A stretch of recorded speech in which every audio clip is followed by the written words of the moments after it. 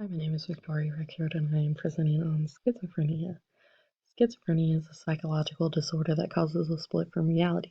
Schizophrenia, the word, literally means split mind. It affects about 1 in 100 adults and about 1 in 40,000 children. Together, that's roughly 24 million people worldwide. The affectancy rates of men between men and women are about the same, but men get affected in their early 20s, while women it's usually in their late 20s, early 30s, and it's rarely diagnosed in children or adolescents. There are three main things thought to cause schizophrenia. These things are genes, your environment, your brain chemistry, or structure.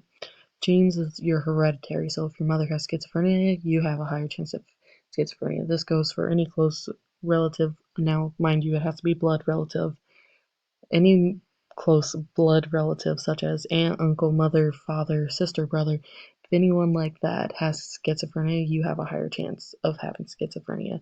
Your environment, really, a big part of it is in your infancy or before birth. So if your mother had any exposure to virus during your pregnancy or any complications during the birth or even after the birth, the child usually has a higher risk of developing schizophrenia. Brain chemistry, this can be thought as just like depression. If you have a chemical imbalance, it can cause schizophrenia, and then also if your brain didn't develop correctly. There are multiple symptoms of schizophrenia. I listed a few here. If you want more, you can literally just go type into Google symptoms of schizophrenia and 5,000 pages will pull up.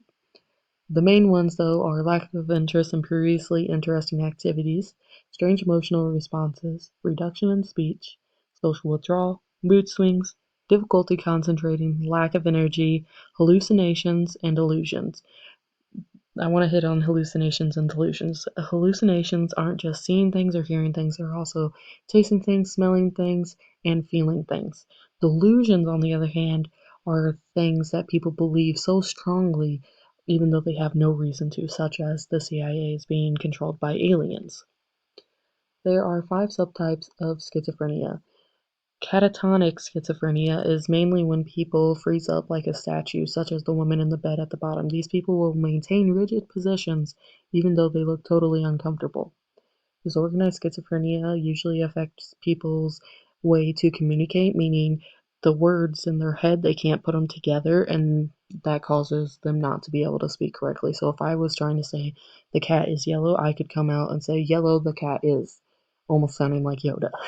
Paranoid schizophrenics are people that are overly suspicious of others for no reason. Residual schizophrenics are people that have had schizophrenic episodes in the past, such as hallucinations or delusions, but have gone at least a year without having them and are only left with negative symptoms. One main negative symptom is depression and mood swings. Undifferentiated schizophrenia is more along the lines of the I don't know or the other category. This is the category that doctors put people in when they don't fit into any other category. Mary Todd Lincoln was actually thought to have schizophrenia. She showed many symptoms. The main ones were her stormy moods and mood swings, her delusions, sour disposition, and terrible temper. She was said to be able to quickly go from perfectly happy to extremely depressed or even extremely violent. She had multiple delusions about people out to get her family, especially after she lost her 3 sons and husband. She believed that someone had cursed the presidential family, and she even went so far as to bring psychics to the White House to try to talk to her dead relatives. She was then later forcibly committed to an asylum by her oldest son, Robert Todd Lincoln. He put her in the facility because basically he got fed up with dealing with her episodes, and she was later removed from the asylum by the help of her friends. She was only in there for 3 months, and I couldn't find much more information after she escaped the asylum.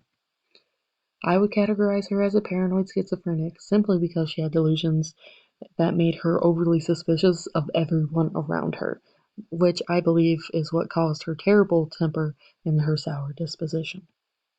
Vincent van Gogh was actually also thought to have schizophrenia. He had episodes of reactive depression, which beforehand he would have schizophrenic episodes. So he would start with a schizophrenic episode and then he'd go down kind of into a depressive slope. He also had mood swings. He had a delusion that he was here to bring a spiritual awakening, which some can argue that he did, but mainly that would only be after his life, since many of his works weren't sold until after he was already passed away. He was committed to an asylum for 12 months after he cut his ear off, and then later, well, a few years later, he ended up killing himself. So many people believe it was voices that convinced him to kill himself. Other people believe it was just a reactive depression. I would count him as residual. The residual, remember, is whenever they start off with a schizophrenic episode and then they kind of go down into negative symptoms, such as depression, which he, of course, did. Here's a list of multiple other famous people with schizophrenia. You can find more people. I couldn't fit a ton on this slide because I did want to show some images. I am not going to pronounce everyone's name because I believe I will butcher them, but the main ones I want to point out are the ones at the bottom with the question mark. These are the people that were not diagnosed but were thought to, mostly because mental health wasn't a big thing back in their day, so there was no way in actually diagnosing them. Everyone else that doesn't have a credit question mark has been formally diagnosed, and you can go and look up records about them. With the people that were diagnosed, the ones that are still alive today, many times they went through a recovery process.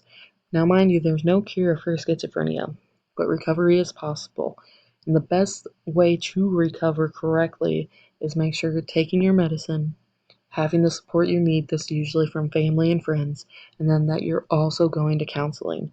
These three things have been shown to raise the rate of recovery super fast instead of just, oh, I'm just taking my medicine, or I just have support, or I'm just going to counseling.